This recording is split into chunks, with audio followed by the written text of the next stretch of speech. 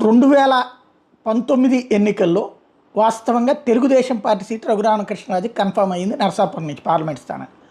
కానీ ఆయన పర్సనల్గా చేయించుకున్నటువంటి సర్వే కారణంగా అక్కడ తెలుగుదేశం విజయం అసాధ్యం, రాష్ట్రంలో కూడా తెలుగుదేశం విజయం అసాధ్యం అని తెలియగానే సీటు బీఫామ్ ఇస్తామని లోకేష్ కబురు చేసినా సరే వద్దని చెప్పి వైఎస్ఆర్ కాంగ్రెస్ పార్టీలో చేరి ఏదైతే వాళ్ళ పీకే టీం వాళ్ళతో కన్సల్ట్ అయ్యి పీకే టీం వాళ్ళ ద్వారా జగన్కి చెప్పించుకుని తను వచ్చారు.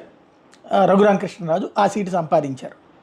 ఆయన విజయం కూడా సాధించారు. వాస్తవంగా జగన్ అయితే ఆయన్ని తీసుకోవడం ఇష్టం లేదు, అయినా ఇచ్చారు. అయితే రఘురామకృష్ణరాజు ఆ తర్వాత 6 నెలలు తిరక్కముందే జగన్ మీద వ్యతిరేకత తీవ్రస్థాయిలో విరుచుకుపడడం ప్రారంభించారు. గత 4.5 ఏళ్ల నుంచి ఆయన చేసినటువంటిది తెలిసిందే.